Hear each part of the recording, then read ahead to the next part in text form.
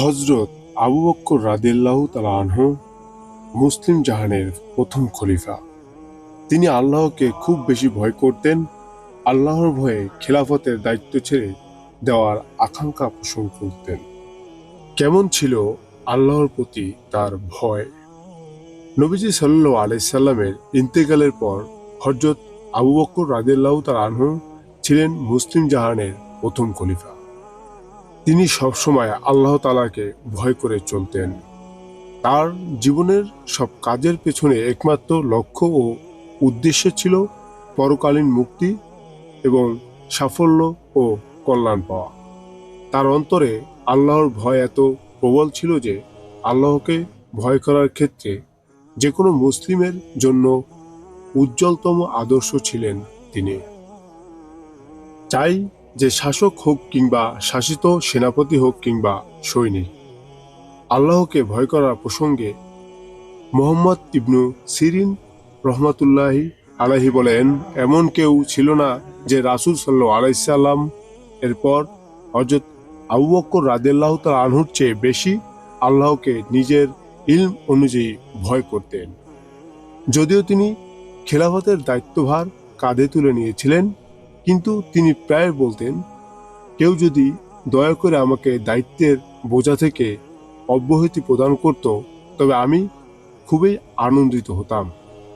দায়িত্বপূর্ণ কাজকে তিনি শুধু এজন্য ভয় করতেন যে পেছনে তার দ্বারা এমন কোনো কাজ সংগঠিত হবে যা আল্লাহর ইচ্ছার পরিপন্থী ও জাতির জন্য অকল্যাণকর হয়ে যায়। হযরত আবু বকর রাদিয়াল্লাহু তাআলা আনহু আল্লাহকে খুব বেশি ভয় করতেন। বিশেষ করে কুরআন তেলাওয়াতের সময় বেশি বেশি কাঁদতেন। এজন্য তিনি নিজেও বলতেন, তোমরা কাঁদো, যদি কান্নাও না আসে তবু কান্নার ভান করো। হযরত আব্দুল্লাহ ইবনু ওমর রাদিয়াল্লাহু তাআলা আনহু বলেন, হযরত আবু বকর রাদিয়াল্লাহু তাআলা আনহু একবার রাসূল সাল্লাল্লাহু আলাইহি সাল্লামের খেদমতে উপস্থিত হলেন। এমন সময় কুরআনুল কারীমের আয়াত নাজিল হলো, যে ব্যক্তি কোনো মন্দ কাজ করবে তাকে তার কাজের প্রতিফল দেওয়া হবে, আর সে আল্লাহর মোকাবেলায় কাউকে নিজের বন্ধু ও সাহায্যকারী রূপে পাবে না। সূরা নিসা আয়াত সংখ্যা 123। নবীজি সাল্লাল্লাহু আলাইহি সাল্লাম আয়াতটি হযরত আবু বকর রাদিয়াল্লাহু তাআলা আনহুকে তেলাওয়াত করে শোনালেন।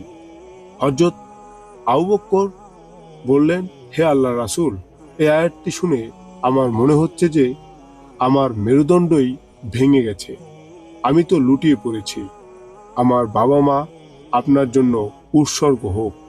আমাদের মধ্যে এমন কেউ কি আছে যে কোনো মন্দ কাজ করেনি, আর আমাদের সবাইকে আমাদের মন্দ কাজের প্রতিফল দেওয়া হবে? এরপর রাসূল সাল্লাল্লাহু আলাইহি সাল্লাম বললেন, হে আবু বকর, তুমিও তোমাদের ঈমানদার ভাইয়েরা দুনিয়াতে মন্দ কাজের প্রতিফল ভোগ করবে। তোমরা যখন আল্লাহর সঙ্গে মিলিত হবে তখন তোমাদের কোনো গুনাহ থাকবে না। আবার অন্য লোকদের অবস্থা এমন হবে যে তাদের সব গুনাহ পুঞ্জীভূত করে রাখা হবে এবং কিয়ামতের দিন তাদেরকে তার প্রতিফল দেওয়া হবে। নাউজুবিল্লাহ।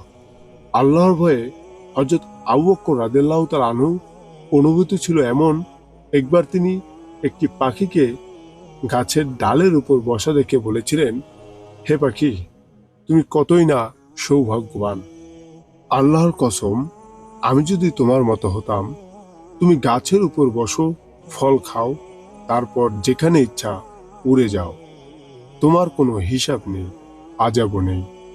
হায়, আমি যদি রাস্তার ধারে একটি গাছ হতাম, সেখানে দিয়ে একটি উট আসতো, আমাকে মুখে নিয়ে চিবাতো, হজম করত, অতঃপর বিষ্ঠা হিসেবে বের করে ফেলে দিত। হায়, আমি যদি মানুষ না হতাম। আল্লাহর ভয় অনেক দামি মর্যাদা। মুমিন যদি আল্লাহকে ভয় করতে পারে তবে দুনিয়া ও পরকালে সাফল্য শুধু তারই জন্য। তাই আল্লাহকে বেশি বেশি ভয় করার বিকল্প নেই। এ কারণেই মহান আল্লাহ কুরআনুল কারীমে বহু আয়াতে তাকে বেশি বেশি ভয় করার কথা বলেছেন। আল্লাহকে ভয় করতে পারলেই মিলবে মুক্তি, মিলবে আল্লাহর সুন্দর জান্নাত, যেখানে রয়েছে অসংখ্য নিয়ামত, যে নিয়ামত কোনো রক্তচক্ষু, কোনো মন কোনোদিন কল্পনা করতে পারেনি। আল্লাহ তাআলা মুসলিম উম্মাহকে তাকে ভয় করার তৌফিক দান করুন। দুনিয়া ও পরকালে কল্যাণে হযরত আবু বকরের মতো আল্লাহকে বেশি বেশি ভয় করার তৌফিক দান করুন। আমিন। আজকে পর্যন্তই। সম্মানিত শ্রোতাবৃন্দ, আল্লাহ রাব্বুল আলামিন আমাদের জন্য এত বিশাল বড় জান্নাত রেখেছেন, যেখানে একটা নয় 7টা পৃথিবীর সমান একটা জান্নাত হবে ইনশাল্লাহ। অনেক অনেক হাদিসে তারও বেশি বলা হয়েছে, এটা আমরা সঠিক এখনো জানতে পারিনি। আমরা যারা না জানি, ইনশাআল্লাহ কোরআন শরীফ এবং নবী করিম সাল্লাল্লাহু আলাইহি সাল্লামের হাদিস ফলো করব। সবাই ভালো থাকুন, সুস্থ থাকুন। আসসালামু আলাইকুম ওয়া রাহমাতুল্লাহি ওয়া বারাকাতুহু।